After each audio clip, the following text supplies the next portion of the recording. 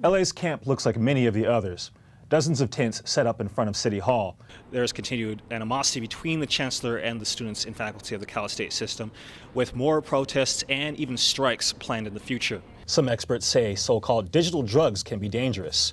They are known by different names. Sonic drugs or eye-dosing claim to make people feel high as if they've taken actual drugs. The tragic events of September 11th have affected us all, though the effect on the American Muslim community is often overlooked. Unlike the violence at some Occupy sites, demonstrators here seem determined to remain peaceful. To mark the 2-month anniversary, Occupy LA took to the streets and ended up right at the front porch of the financial district of downtown LA. That day's protests were orchestrated nationwide among the different Occupy groups. There were conference calls, 200 plus encampments around the United States participated and planned November 17th as a 2-month anniversary set of actions that would take place everywhere, focused on the banking sector. Recent unrest at other Occupy sites, as well as arrests made earlier that day, highlighted the question of whether or not Occupy LA's protests would occur without any violence. The LAPD's presence was certainly felt. On our end, we were peaceful and disciplined. On their end, they were serving the interests of the rich and the powerful.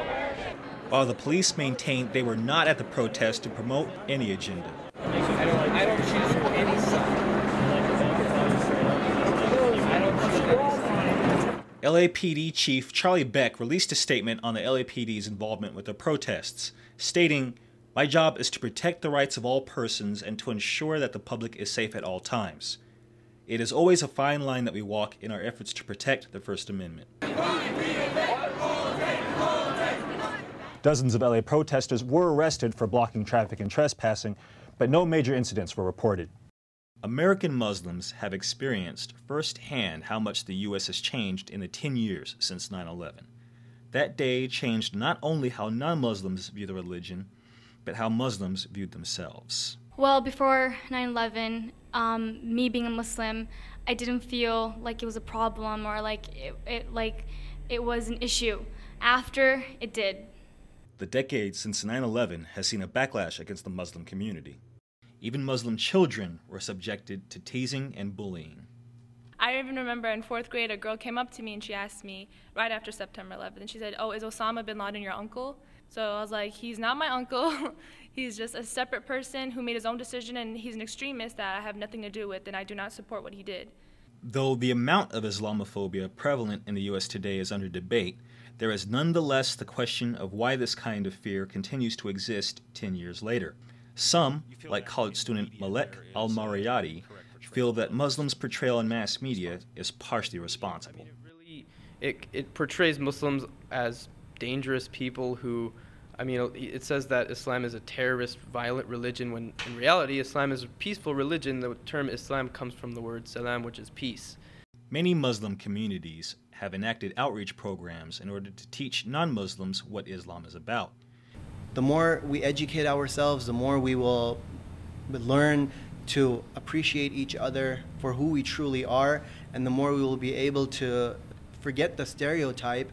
I don't know how we're ever going to be a fully functional republic if we're too afraid to ask each other questions and learn about each other and accept each other for who we are. The tragic events of September 11th have affected us all, though the effect on the American Muslim community is often overlooked. In Reseda, Darrin Johnson, Valley View News. This is the sound of anger and frustration. After negotiations and deal-making, the California Faculty Association's members decided to leave their classrooms and protest. We say fight back! Among the CFA's grievances is pay that they say they are owed. These salary increases that were promised were never delivered, despite the fact that two neutral fact finders came in and looked at it and said that Charlie Reed had the money, the chancellor had the money to pay those salary increases. We don't have what we need to teach. It's going to directly affect the students and their future success. Very, very clear. However, the Chancellor's office claims that the CFA is attempting to complicate what is in reality a simple situation. They say it is about money. According to the Chancellor's office, the CFA entered into a contract that stated that if the state does not give enough funding, then the issue of pay raises would have to be renegotiated. The state did not give the funds, and the pay raises had to be renegotiated. The CFA and Chancellor's office disagree. and the CFA will be going on strike at Cal State Dominguez Hills and Cal State East Bay on November 17th. Hopefully, that will rattle the chain at the chancellor that, A, we want to go back to the bargaining table, and also we want him to honor the contract that he signed. In Los Angeles, this is Darrin Johnson, Valley View News.